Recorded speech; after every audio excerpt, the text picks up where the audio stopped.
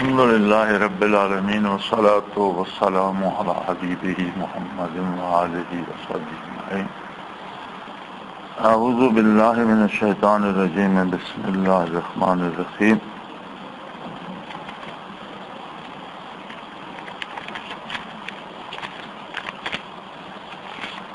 ہمارے اکثر سوال جو ہوتے ہیں وہ سوال نہیں ہوتے، غلط فہمیاں ہوتی ہیں۔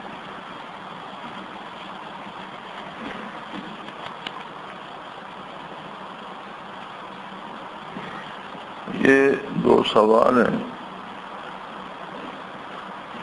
کہ قرآن و حدیث سے ثابت ہے کہ شیطان کے لیے اسلحہ اللہ تعالیٰ کا ذکر ہے، پھر کیا وجہ ہے کہ ذکر کے دوران مراقبے میں نماز میں شیطان مختلف طریقوں سے رکھنا ڈالتا ہے حالانکہ ذکر ہو رہا ہوتا ہے؟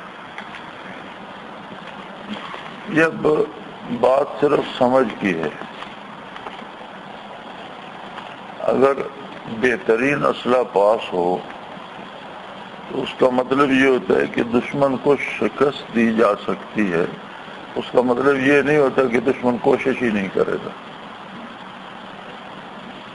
اسلحے کا مطلب یہ ہوتا ہے کہ اس ہتھیار سے دشمن کو شکست دی جا سکتی ہے، اس کا مطلب یہ نہیں ہوتا کہ ایک فوج کے پاس اسلحہ بہترین ہے تو دوسرے اس کا مقابلہ ہی نہیں کریں گے، اس صفحہ پہ ہوں گے ہی نہیں۔ یہ کیسے سوچ لیا آپ نے؟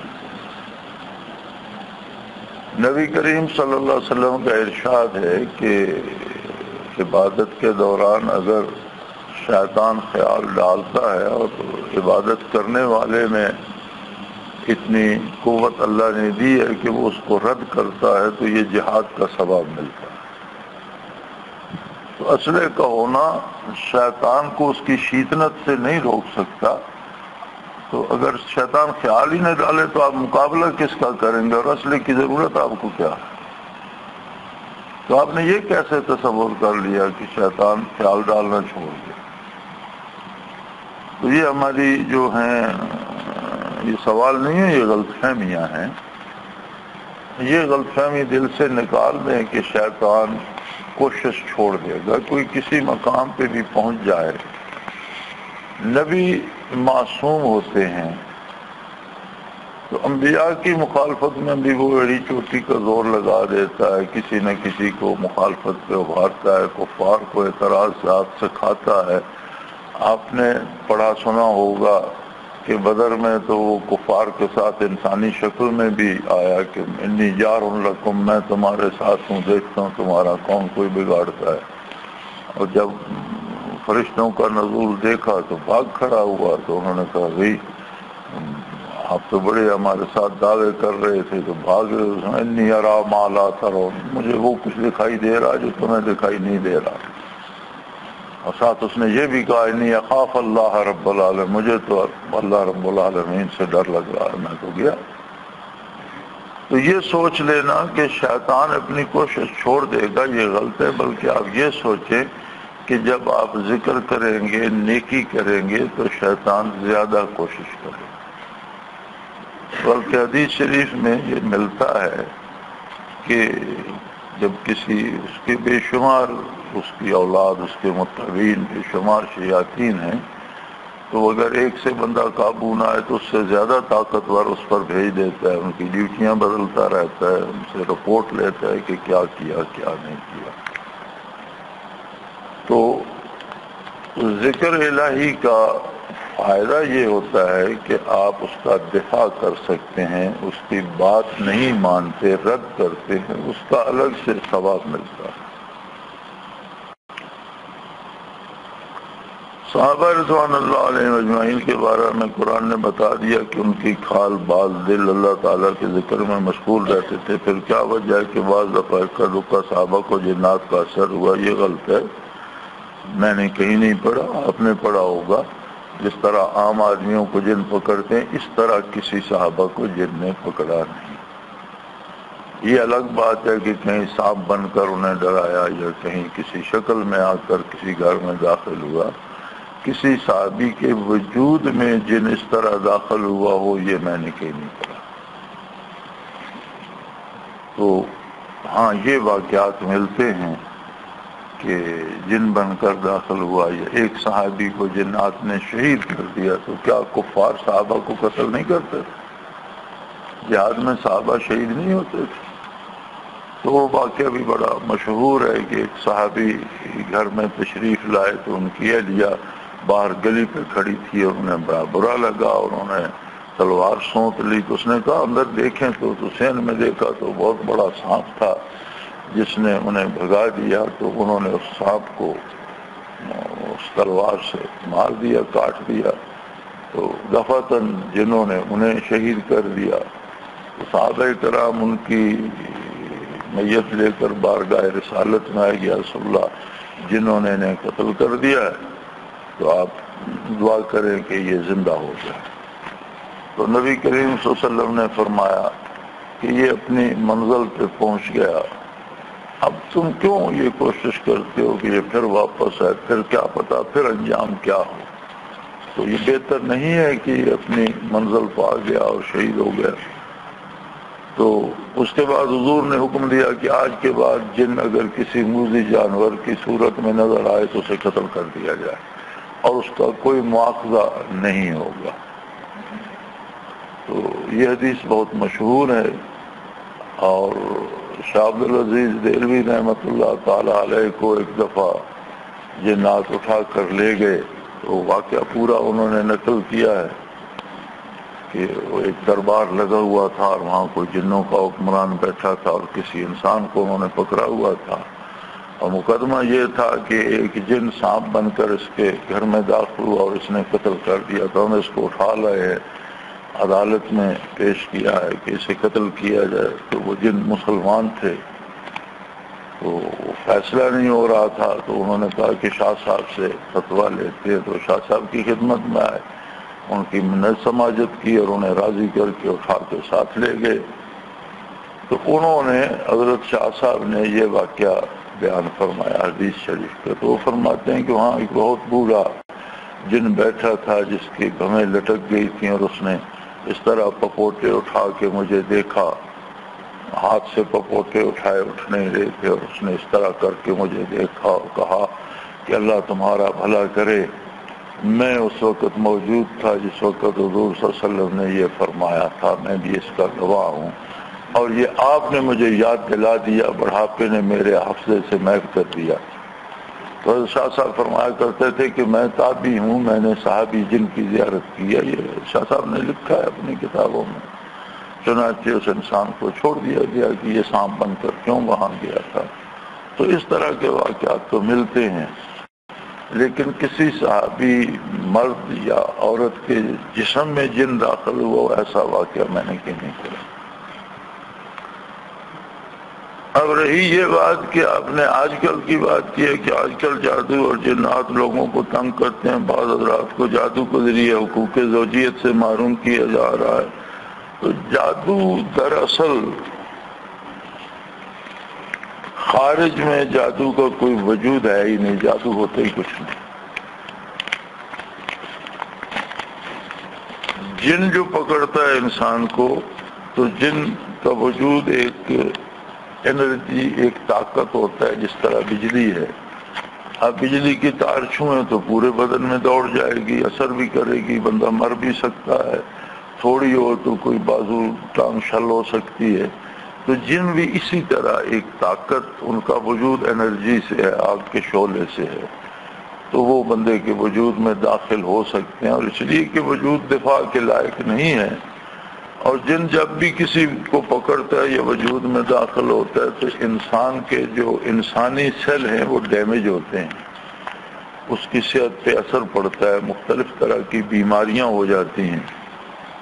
تو یہ سب تو ہو سکتا ہے۔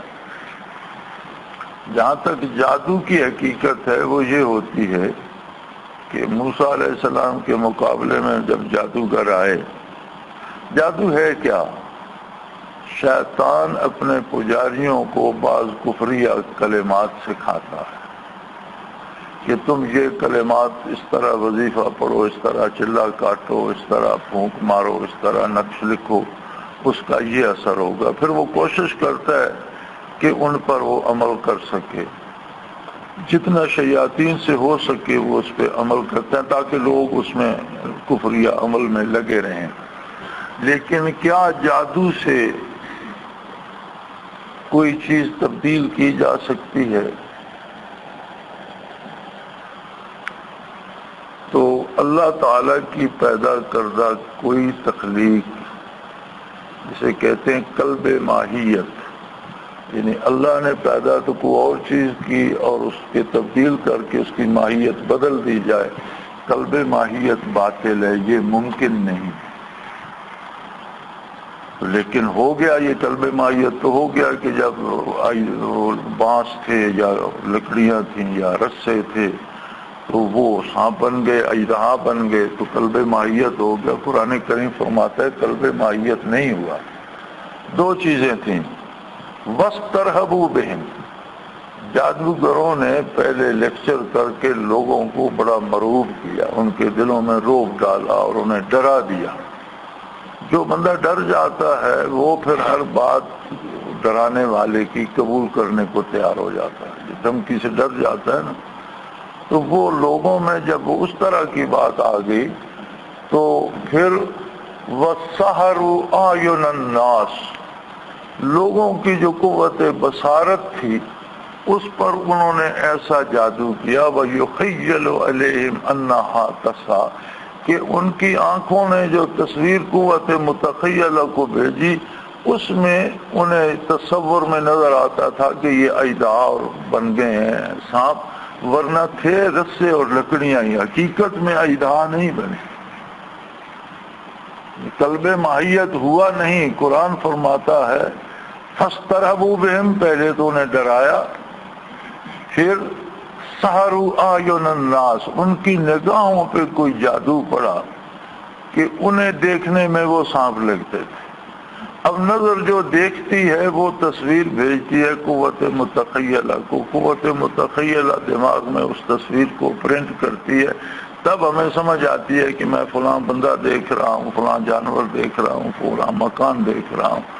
اور اس سارے کام میں کوئی دیر نہیں لگ رہی، ادھر نگاہ پڑی ادھر سارا حل ہو کر اسی لمحے ہمارے سامنے آ جاتا. ہم سمجھتے ہیں کہ آنکھ ہی دیکھ رہی ہے، لیکن ہمیں وہ چیز ہمارا دماغ اور قوت متخیلہ دکھاتی ہے. تو وہ جب مرعوب ہو گئے تو جو جادوگر چاہتے تھے ان کی نگاہ اس طرح دیکھتی تھی اور ان کی قوت متخیلہ اس سے متاثر ہو گئی. آج بھی جو لوگ جادو کرتے ہیں اس کا اثر انہی لوگوں پہ ہوتا ہے جو جادو سے ڈرتے ہیں. اور جادو سے ہم تب ڈرتے ہیں جب ہم سے اللہ کا ڈر نکل جاتا ہے. مجھ پہ جادو کیوں نہیں کرتے، مجھے جن کیوں نہیں پکڑتے؟ صحابہ کو پکڑتے تھے، انہیں کہو مجھے پکڑے. میں نے تو کبھی کسی جن کو دم بھی نہیں کیا. میرے پاس آتے بھی وہ لوگ ہیں جو سارا پاکستان یا باہر بھی کسی کی توفیق ہو تو پھر کے دیکھ لیتا ہے، جب قریب المرگ ہوتے ہیں اور جنوں کے پکڑنے سے مرنے کے قریب ہوتے ہیں تو آ جاتے ہیں. میں صرف جنوں کے لیے بکواس ہی کرتا ہوں، چند گالیاں دیتا ہوں، کہتا ہوں دفعہ ہو جاؤ، چھوڑ دو، اسے مت پکڑو، چھوڑ جاتے ہیں. مجھے تو کبھی کوئی دم کرنے کی ضرورت بھی پیش نہیں آئی، جھڑکتا ہوں صرف، چلے جاتے ہیں. یہ جھڑکنا اور گالیاں دینا کون سا دم ہے؟ اور ایک نہیں، یہاں سینکڑوں کیس ہیں. ایسے لوگ تھے جنہیں ساری رات جن جنگلوں میں بھگاتے تھے، پکڑ لیتے تھے، پریشان کرتے تھے. کبھی میرے ڈھائے چڑھ گئے تو غصے ہوا، ناراض ہوا، چھوڑ کے چلے گئے، پھر نہیں آئے. تو یہ ہماری اپنی کمزوری ہوتی ہے. اور ہم جب یہ تصور کر لیتے ہیں کسی فطری، کسی طبی بیماری کی وجہ سے، کبھی مزاج کی وجہ سے کوئی کمزوری بدن میں آ گئی، ہم نے سمجھا یہ پڑوسن نے جادو کر دیا ہے، بس وہ جادو چل گیا ہم پر. تو یہ جتنا جادو لوگ قبول کرتے ہیں یہ لوگوں کی اپنی کمزوریاں ہوتی ہیں. گجرات میں ایک جادوگر ہوتا تھا، بڑے لوگوں کی جائیدادیں بھی ہتھیائیں اس نے، لوگ پاگل ہو جاتے تھے. بڑے بڑے زمینداروں کو اس نے بوریوں کے کپڑے پہنائے اور سارا دن ان سے اپنی مشقت لیتا تھا، یہاں گوڈی کرو، یہاں پانی لگاؤ، یہ کرو وہ کرو. جو جاتا تھا وہ جائیداد بھی اسے لکھ دیتا تھا گھر بار سے، اور ان سے برائی بھی کراتا تھا اور انہیں کتے کھلاتا تھا، اور جو چاہتا تھا، جو کہتا تھا وہ کرتے تھے. تو یہ امان اللہ لک صاحب اس کے پاس گئے، بھائی وہ اپنا جادو بادو کا یا وہ اپنی فقیری کا کمال مجھ پہ دکھاؤ، تو اس نے معافی مانگی کہ یار جان چھوڑ جاؤ. تو اتنی مخلوق پہ جو کر رہا تھا اسے ایک بندے پہ کیوں نہیں کر سکا؟ وہ بھی نڈر تھا، اسے ڈرا نہیں ہونا، جو کر سکتے ہو کرو یار، پتہ چلے کیا کرتے ہو. تو اس نے تو معافی مانگ کر جان چھوڑائی. تو آپ بھی اپنے اندر ذکر کی وہ طاقت پیدا کریں، اللہ پہ بھروسہ کرنا سیکھیں.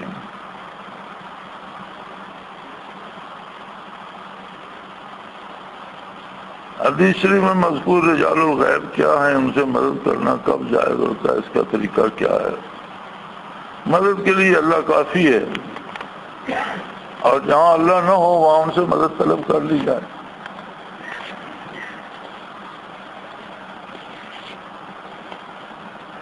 رجال الغیب کوئی بھی نہیں ہوتے، مشائخ عظام ہی ہوتے ہیں، ارواح مبارکہ ہی ہوتی ہیں، اور یہ وہ لوگ کر سکتے ہیں جن کا ارواح سے رابطہ ہو. جیسے میں آپ سے کہوں کہ مجھے یہ پانی کا گلاس پکڑا دو، تو یہ مدد نہیں ہے، یہ ایک معمول کا طریقہ ہے. لیکن یہ سمجھنا کہ اللہ کی طرح غائبانہ کسی سے مدد مانگی جائے، اس کی تعلیم حضور نے نہیں دی صلی اللہ علیہ وسلم. یہ جن لوگوں کے لیے ہے وہ لوگ ہیں جن کو یہ قوت نصیب ہے کہ وہ ان ارواح مبارکہ سے رابطہ کر سکتے ہیں. اور وہ ایسی ہے جیسے آپ مجھے کوئی کام کہہ دیں، میں آپ کو کہہ دوں، وہ ان کے لیے معمول کی بات ہوتی ہے. اور جس میں یہ قوت نہ ہو، وہ سمجھے کہ غائبانہ کوئی رجال الغیب ہیں وہ میری مدد کریں گے، تو یہ تو شرک ہو جائے گا. یہ غائبانہ پکارنا اور غائبانہ مدد کرنا یہ صرف اللہ کریم کا کام ہے.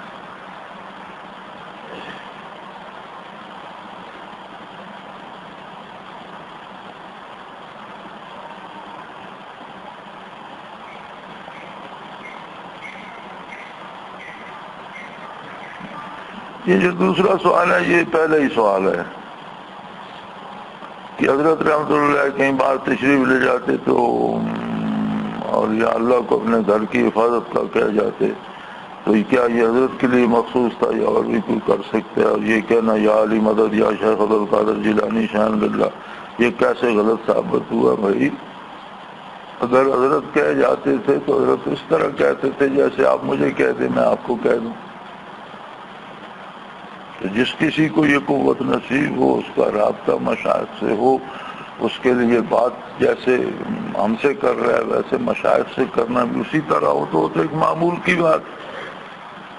تو جس کے پاس کچھ بھی نہ ہو اور شان للہ کہتا رہے اور یا علی مدد کہتا رہے تو وہ تو شرک ہی کرے گا. تو یہ اسی پہلے سوال کا جز ہے، اس کی اپنی کوئی حقیقت نہیں ہے. اور یہ مدد بھی اللہ کی طرف سے ہوتی ہے. بعض لوگ ایسے ہوتے ہیں کہ اللہ کریم ان کے ساتھ فرشتے مدد کے لیے لگا دیتے ہیں، حفاظت الہیہ اولیاء اللہ کو حاصل ہوتی ہے. بعض لوگ ایسے ہوتے ہیں کہ مشائخ کی ارواح، اور وہ ارواح سارے مشائخ نہیں، بعض ارواح میں نے پہلے بھی عرض کیا تھا کہ زندگی ختم ہونے کے بعد برزخ میں ملأ اعلیٰ کی صورت میں اختیار کر جاتے ہیں، اور اللہ کریم انہیں فرشتوں کی طرح دنیا کی امور میں ڈیوٹیاں دے دیتا ہے. تو وہ ان لوگوں کے لیے ہے، جیسے میں نے پہلے عرض کیا رجال الغیب کا، وہی رجال الغیب ہیں. اور ان لوگوں کے لیے جن میں استعداد ہو، جن کے لیے مجھ سے آپ سے بات کرنا یا ان سے بات کرنا ایک جیسا.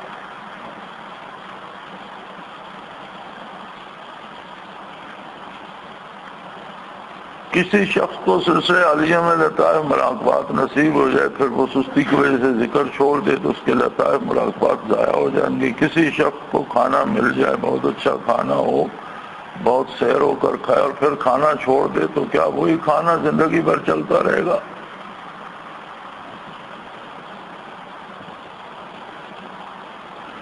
کسی صاحب قبر کے لیے سلسلہ علی کا ذکر کیا جا سکتا ہے، اس کا طریقہ کیا ہے؟ اپنے لیے یہ وجود بھی ایک قبر ہے اور روح اس کے اندر ہے. پہلے تو اس صاحب قبر کو ذاکر بنائیں. طریقہ بتانا اور بات ہے، قبر کی بات وہ کرے جس کے لیے برزخ یا یہ عالم دنیا ایک جیسا ہو. جب آپ کا برزخ میں رابطہ ہی نہیں تو آپ قبروں کی بات، قبروں والوں کی فکر کیوں کرتے، اپنی کیوں نہیں کرتے؟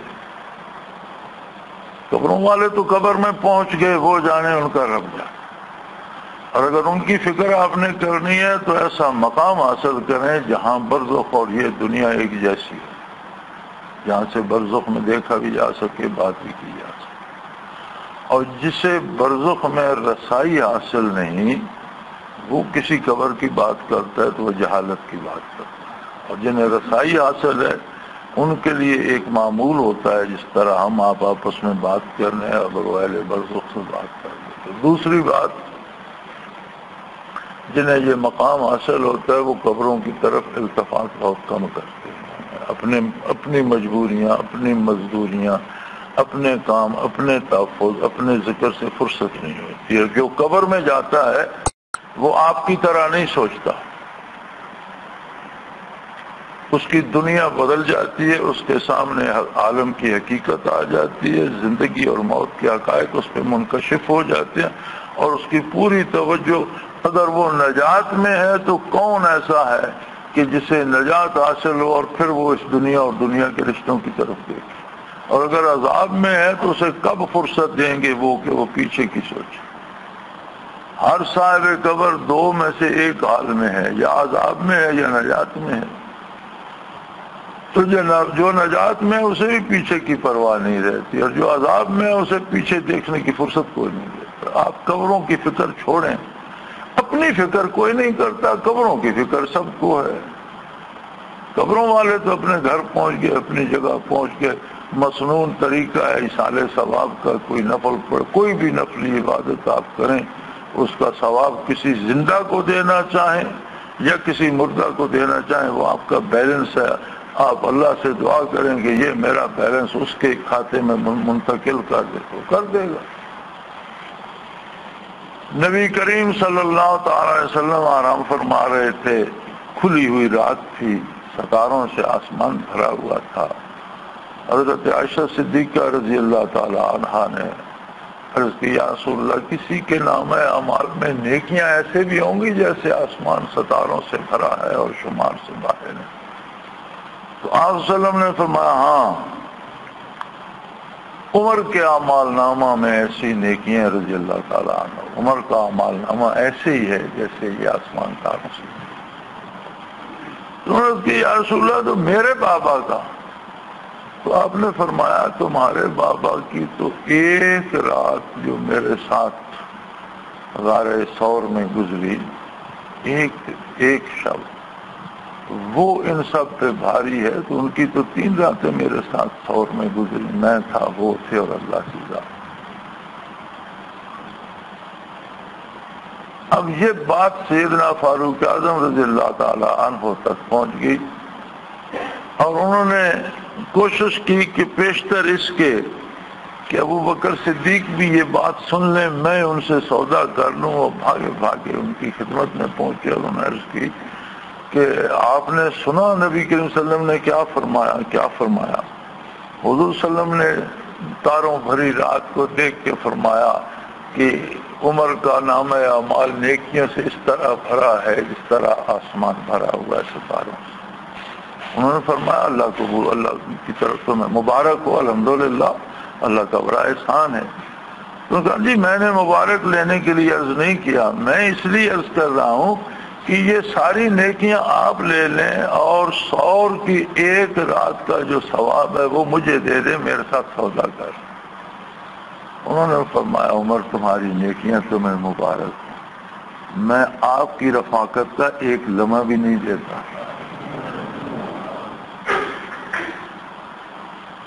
تو بھائی میاں، جو نیکی کرے اور وہ کسی کو دینا چاہے ضرور دے، ایصال ثواب کا طریقہ سادہ سا ہے، کسی پیر صاحب، کسی مولوی صاحب کے پاس جانے کی ضرورت نہیں، اکاؤنٹ اللہ کے پاس ہے، آپ نے نیکی کی، فرض تو فرض ہے، وہ آپ کی مجبوری ہے، آپ نے ادا کرنا ہے، فرض ادا کر کے تو ثواب نہیں بخش سکتے۔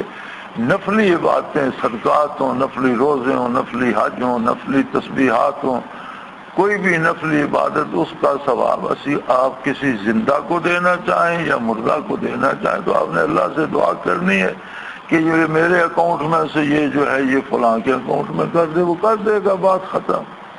لیکن جن کے اکاؤنٹ ہوتے ہیں وہ کم ہی کرتے ہیں، انہیں خود بڑے عزیز ہوتے ہیں، اور ہمارے پاس ہوتا کچھ نہیں تو ہم بخشتے رہتے ہیں۔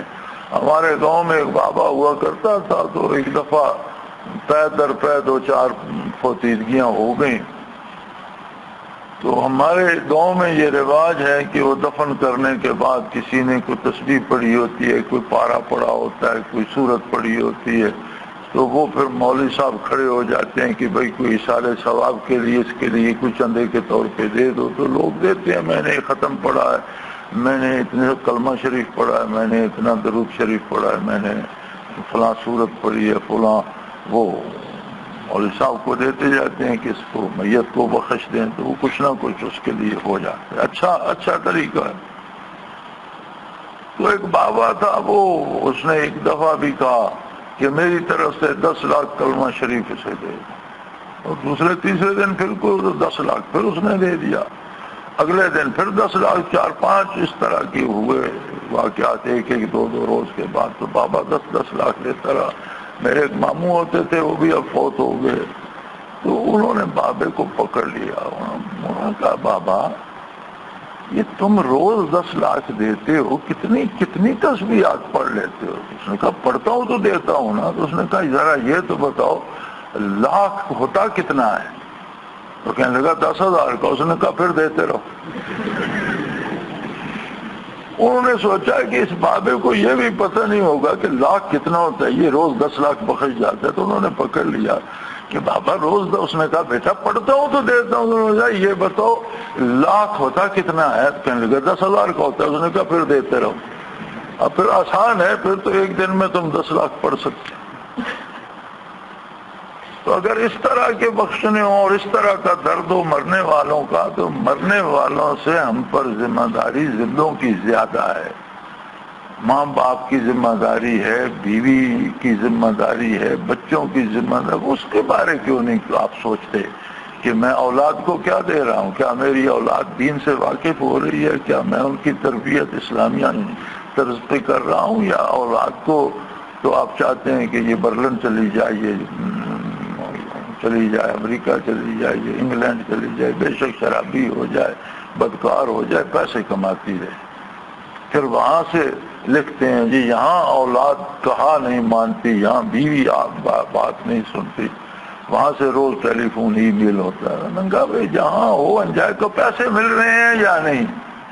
جی پیسے تو مل رہے ہیں، تو پیسے لینے ہی گئے، وہاں کون سا دین لینے گئے؟ تم کو مکہ مکرمہ بیٹھے ہو، قبرستان میں گئے ہو، پیسے لینے گئے ہیں، پیسے مل رہے ہیں، اور کس بات کی شکایت؟ اب پیسے لینے کے بعد تم چاہتے ہو کفرستان سے تمہیں اسلام ملے، یہ تو ایک نئی بات ہے۔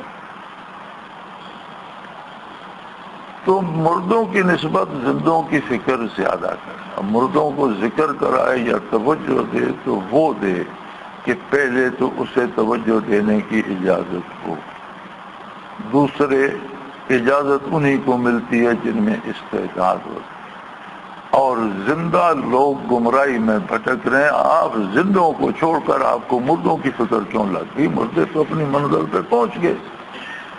ہم مکلف ہیں کہ ہمارے گرد 6 کھرب کی آبادی ہے دنیا میں، آپ نے کتنے زندہ لوگوں کو ذکر پہ لگا لیا، کتنے لوگوں کو دوزخ سے بچانے کا سبب آپ بنے، کتنے لوگوں کو کفر سے آپ اسلام پہ لے آئے۔ کبھی یہ سوچا کہ آپ سارے زندوں کو آپ ذکر سکھا چکے، اب آپ چاہتے ہیں کہ مردوں کو سکھائیں؟ تو یہ حقیقت سے بھاگنے والی باتیں ہیں۔ تصوف میں سکر اور صاف سے کیا مطلب ہے؟ سکر اور صاف 2 حالات ہوتے ہیں، 2 صورتیں ہوتی ہیں صوفی کی۔ سکر یہ ہوتا ہے کہ انوارات یا کیفیات کی وجہ سے ہوا سے ظاہری جاتے رہے۔ یہ کبھی لمحاتی ہوتا ہے کہ تھوڑی دیر کے لیے بندہ اسے حواس میں نہیں رہتا، پھر ہوش آ جاتا ہے، اور کبھی دائمی بن جاتا ہے تو آدمی پاگل سا ہو جاتا ہے، جسے مجذوب کہتے ہیں۔ اور سکر کمال نہیں ہے، کیونکہ سکر انبیاء پہ نہیں آتا، کمال ہوتا تو انبیاء کے پاس۔ اور نبی کے علاوہ کسی پہ بھی شکر آ سکتا ہے۔ سیدنا فاروق اعظم رضی اللہ تعالی عنہ پہ بھی چند لمحے کے لیے شکر آ گیا تھا۔ جب حضور کا وصال ہوا تو انہوں نے تلوار سونت لی کہ جس نے کہا حضور کا وصال ہو گیا میں گردن اڑا دوں۔ سیدنا ابوبکر صدیق رضی اللہ عنہ نے جب وہ آئے کریمہ تلاوت کی وما محمد الا رسول قد خلت من قبل الرسل فإن مات أو قتل انقلبتم على أعقابكم ومن ينقلب على عقبيه فلن يضر الله شيئا وسيجزي الله الشاكرين۔ تو آپ نے گردن ڈال دی، ہوش آ گئی اور کہنے لگے ایسے لگتا ہے یہ آیہ کریمہ میں نے آج سنی ہے، بلکہ ایسی حالت آ گئی تھی کہ مجھے کچھ یاد نہیں، تو سامنے آ گئے۔ تو کمال یہ ہوتا ہے کہ واقعی بندے کو مراقبات یا منازل نصیب ہوں اور وہ ہوش حواس میں رہے تو یہ طریقہ صحیح ہے۔ اور انسانی کمزوریاں ہیں، کسی لمحے کسی وقت شکر بھی آ جاتا ہے، لیکن وہ بالکل ایسا ہوتا ہے جیسے آپ کو بجلی کی تار چھو گئی، حواس مختل ہو جاتے ہیں، ہوش نہیں رہتا، چیزوں کی سمجھ نہیں آتی، اور یہ بنانے سے نہیں بنتی، یہ ان لوگوں پہ آتا ہے جو بہت محنت کرتے ہیں، بہت قوت ہوتی ہے۔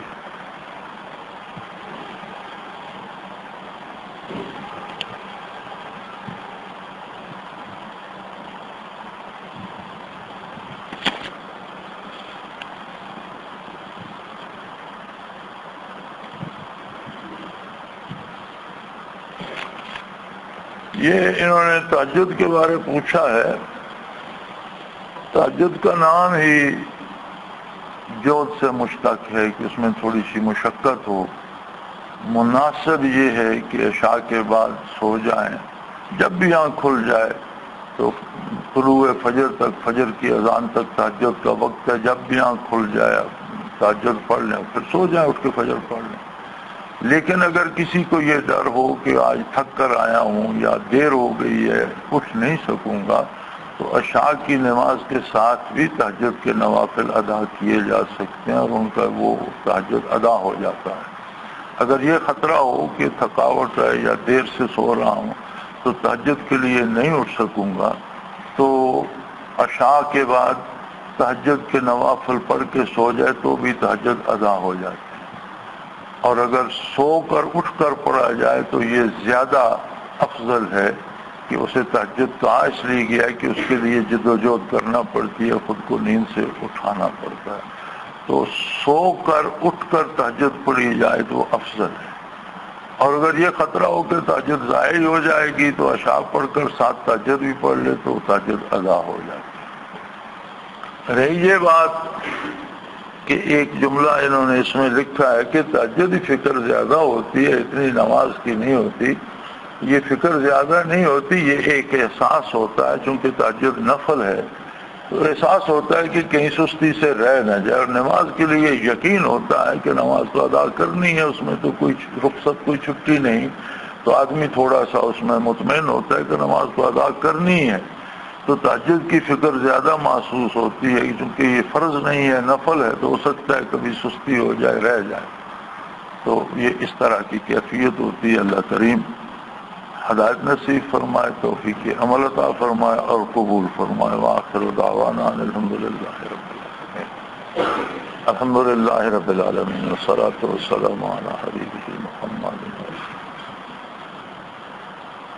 اللهم ربنا لا تغفرنا بغضبك ولا تهلكنا بعذابك واعف عنا اللهم ربنا لا تسلط علينا أنت ولينا في سفرنا واهدنا في مالنا